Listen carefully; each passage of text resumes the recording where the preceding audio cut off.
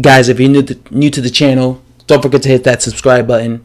I make boxing news videos, and I give you my opinions, very raw opinions, by the way.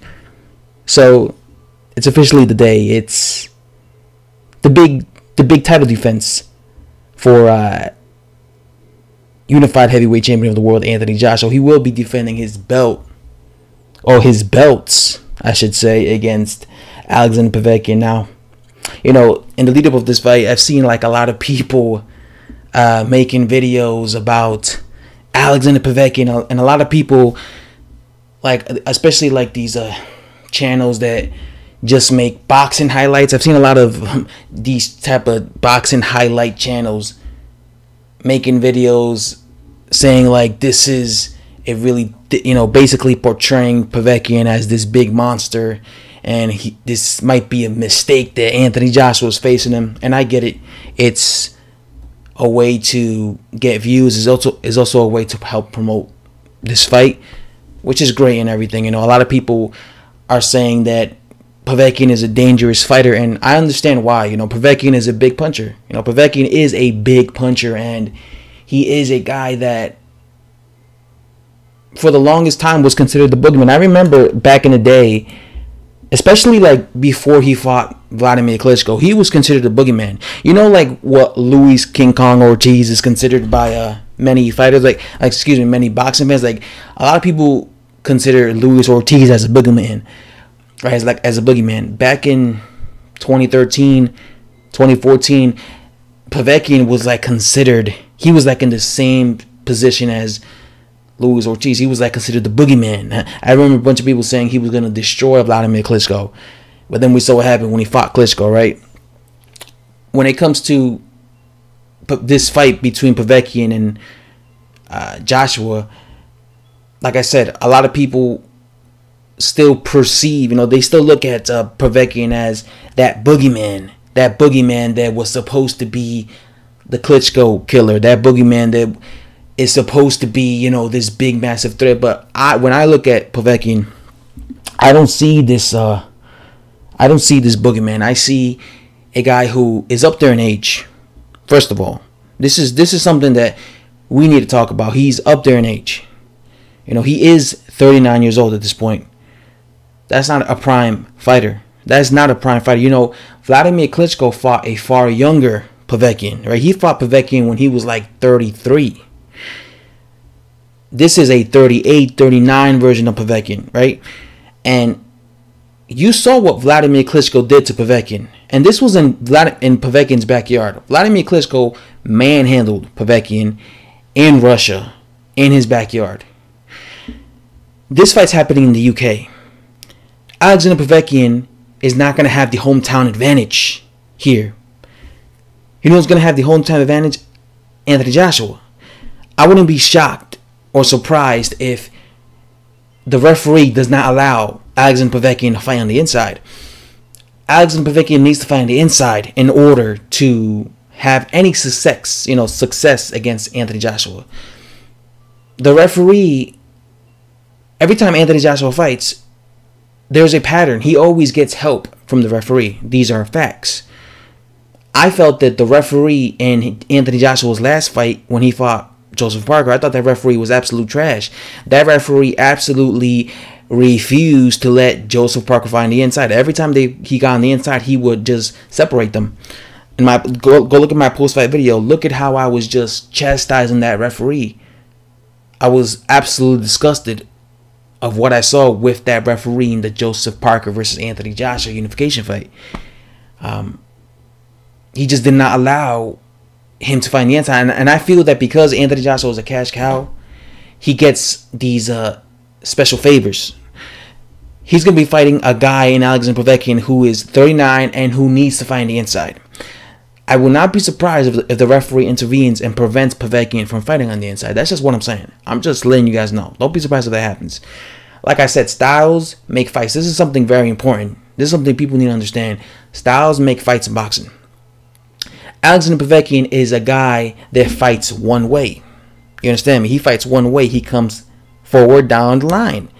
He tries to bob and weave, but he throws a lot of hooks because he's a short heavyweight and he throws a lot of hooks and he lunges.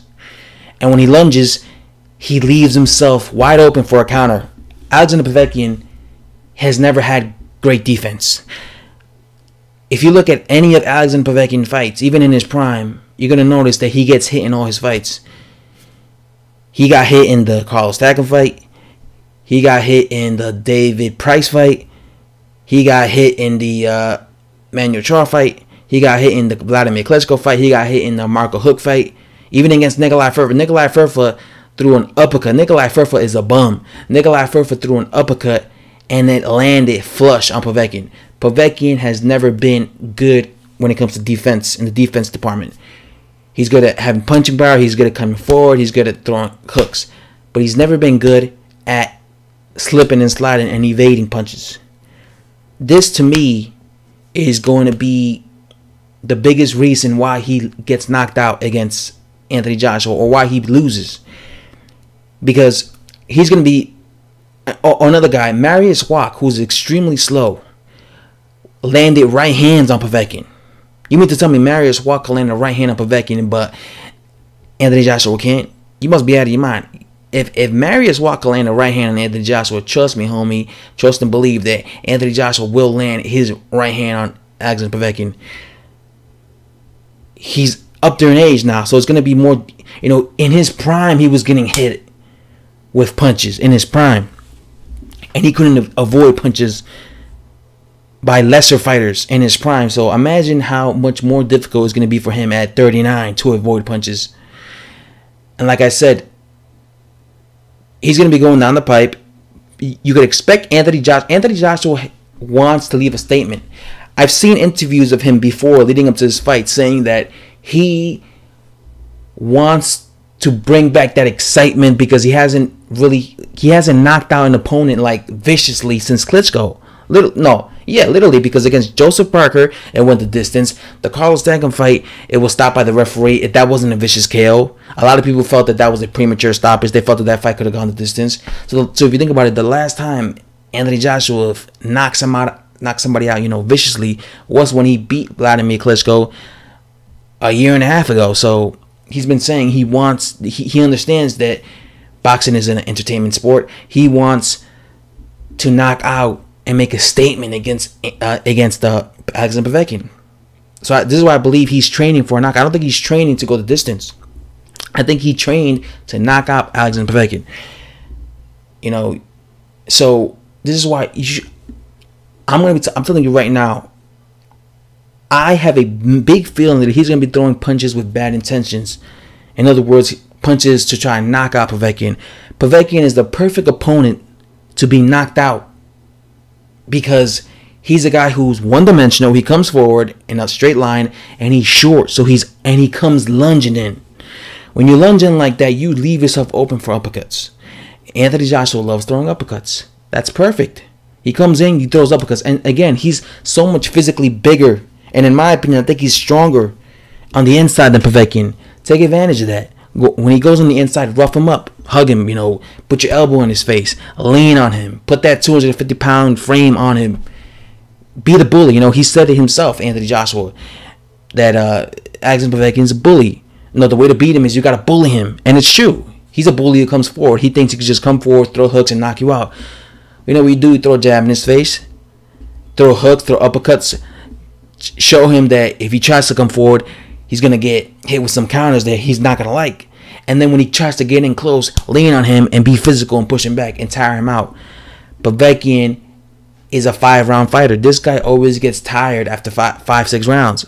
I'm telling you, if it's 5-6 rounds, go look at the corner. You're going to see Povetkin huffing and puffing. He's going to look exhausted. I guarantee you.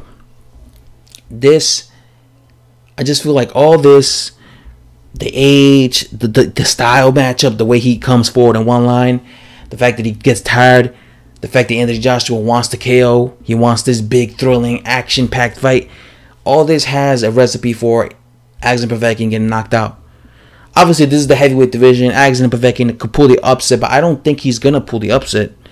I just don't think he has the age to do it. I think Anthony Joshua has the talent to keep Alexander Povetkin away from him.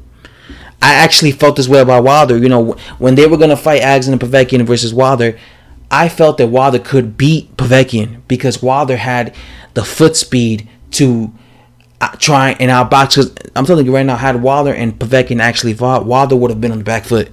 Wilder would have been fighting Povetkin the way he fought Stavern. He would have been moving, and I felt that that was the way Wilder.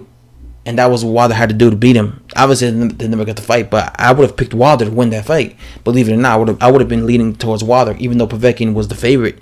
But I would have been leaning towards Wilder because I just felt that he had the styles to beat him. And I feel the same way with Anthony Joshua.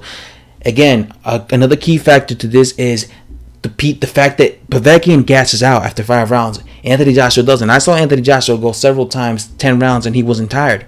And as in Povetkin, look at him after 5 rounds. He's exhausted. Imagine being exhausted in his round 6 against Anthony Joshua, and Anthony Joshua was coming forward, throwing a jab in your face, throwing uppercuts. That's a recipe for disaster. And on top of that, you're tired and you don't have the best defense. You're going to get knocked out, homie. Anyway, guys, that's all I have to say. Hit the subscribe button for the latest boxing. And, yeah, guys, thanks for watching.